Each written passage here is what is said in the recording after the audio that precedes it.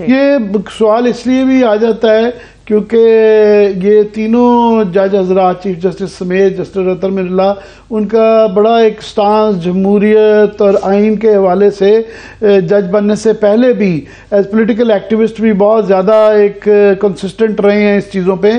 सो उनका बेंच में हिस्सा ना बनना एक हैरान कुन है। जमाल मंदोखेल जज साहब का भी एक जो उनकी रूलिंग्स आती रही हैं इन चीज़ों पे बड़ा सख्त एक किस्म का स्टांस रहा है, ख़ास तौर पे आइन और अदालतों की सुप्रीमेसी के हवाले से। तो इसलिए ये बड़ा आगे जब ये मुकदमा जाएगा तो इसकी तलखी पहले ही बहुत बढ़ गई है, ये तो बहुत ज़्यादा और बढ़ जाएगी। अदालत में जो हम समझ रहे थे कि जनाब वो तलखियाँ माजी की ख़त्म हो गई हैं, ये तो आगे से बढ़ती हुई नज़र आ रही हैं साकिब जी। तलखियाँ भी बढ़ेगी, सुप्रीम कोर्ट की अंदरूनी जो एक चल रहा है कशमकश वो भी बढ़ेगी, लेकिन इस दौरान जो फैसला आज हुआ है, आज के जो है वो कदगन जो थी मिलिट्री के ट्रायल, सिविलियंस के ट्रायल वो ख़त्म हुई है।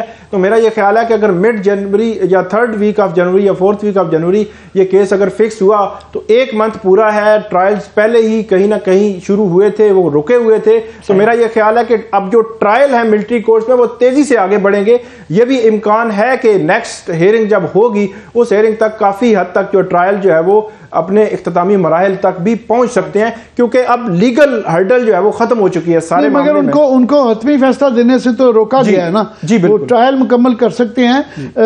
मगर जिनको जमानत दी जानी हो या रहा करना हो, क्या उनका हतमी फैसला हो सकता है? और जिनकी कन्विक्शन होनी है उनका रोकना है, क्या कैसे होगा ये? जस्टिस मुसर्रत इलाली ने ये सवाल उठाया था कि वो अब जिनकी आप जब अटॉर्नी जनरल ने कहा कि कुछ बंदे हो सकता है कि बरी हो जाएं 103 या 104 में से, और कुछ की मैक्सिमम पनिशमेंट 3 साल उन्होंने कहा।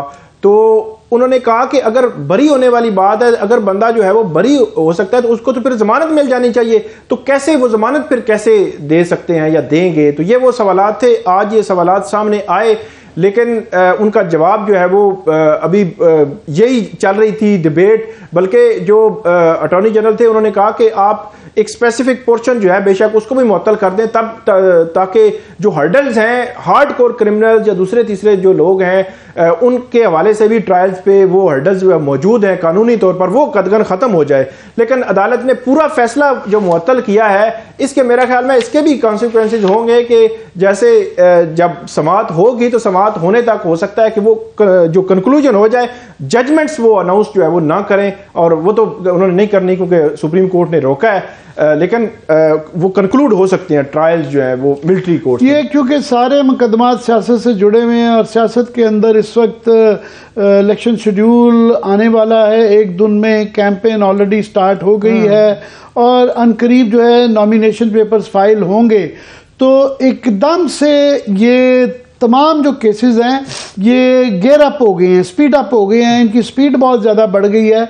और ये सवाल किया जा रहा है कि क्या ये इत्तेफाक है कि इनके पहिए लग गए हैं, क्या ये कोई एक लार्जर कहीं कोई बैठ के सोच विचार कर रहा है?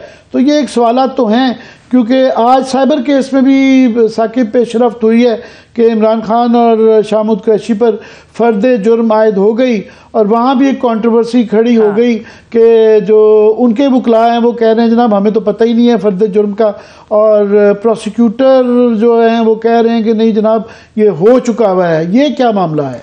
जी, ये कंट्रोवर्सी बनी है, दोनों तरफ के वकला अपने अपने दावे कर रहे हैं, और एक अजीब सी सिचुएशन है वहाँ पे। जो असल में एक्चुअल जो मीडिया को एक्सेस दी गई उसमें थोड़ी सी लिमिटेड एक्सेस दी गई, और मीडिया दूर भी है। तो ये जो इंफॉर्मेशन मेरा ख्याल में उसमें जो रुकावट आती है, एज ए कोर्ट रिपोर्टर हम जब देखते हैं तो उसको खुद रिपोर्ट कर देते हैं, राइट या लेफ्ट से पूछने की ज़रूरत नहीं पड़ती। तो अब जो कंट्रोवर्सी बनी है, इस कंट्रोवर्सी को रिजॉल्व होना है, जो जज होंगे उनका जो ऑर्डर होगा। तो अब अभी तक जो है वो कोशिश की मैंने कि ऑर्डर जो है वो मिल जाए, लेकिन ऑर्डर मिला नहीं है।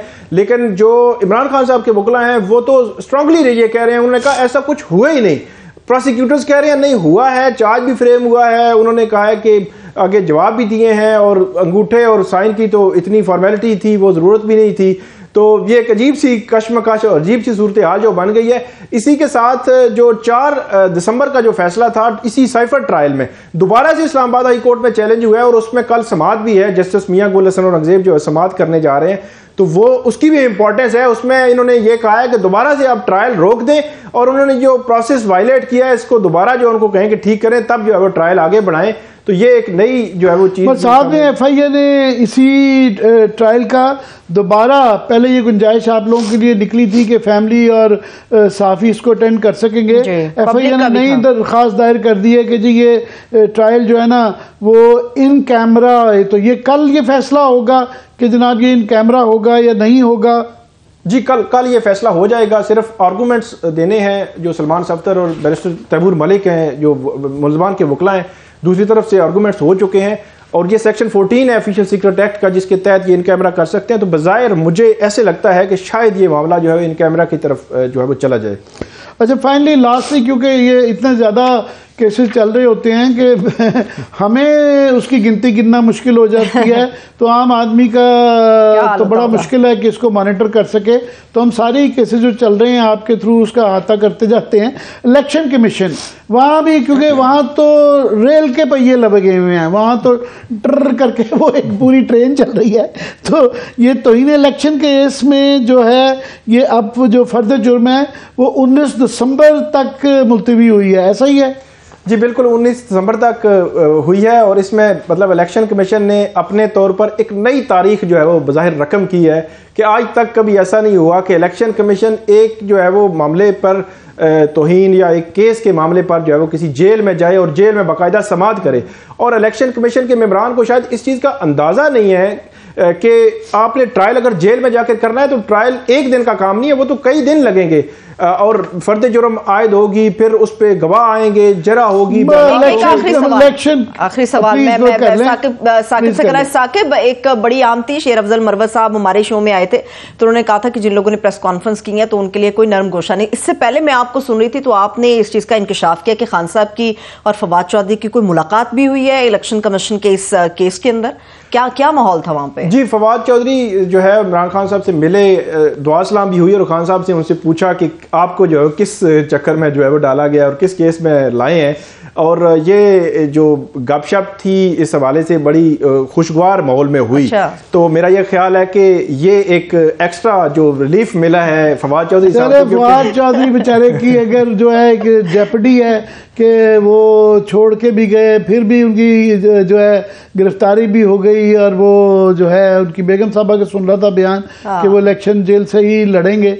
तो चलो सुलह हो गई, पर मैं बस आखिरी जुमला ये कहता जाऊँ, आपने शायद ब्रेक पे जाना है कि इलेक्शन कमीशन ने और भी बड़ी मामलात में तारीख रकम की है। आज तक कभी इलेक्शन कमीशन या इलेक्शन कमिश्नर कभी इतने कंट्रोवर्शियल नहीं हुए थे जो इस दफ़ा है कि इस वक्त पूरे मुल्क में इलेक्शन चल रहे हैं और उनकी तरजीह ये है कि वो जाके जेल के अंदर उन्होंने करना है। दूसरा, इलेक्शन कमीशन बड़ा थिक स्किन्ड होते हैं, हमारा काम है उनके ऊपर एतराज़ात करना, लोगों का, इवन सियासतदानों का काम है। तो ये जो इलेक्शन कमीशन की तौहीन इलेक्शन कमीशन है, ये पहली दफ़ा सुना जा रहा है। आज तक कभी ये सुना नहीं गया था कि तौहीन के अंदर किसी को जो है ना आप डिस्क्वालीफाई कर दें। बहरहाल इस पे जारी रखेंगे बात। बहुत शुक्रिया, thanks so much. Saqib Bashir हमारे साथ मौजूद है। अभी एक ब्रेक लेते हैं, ब्रेक से वापस आएंगे तो देखने वाले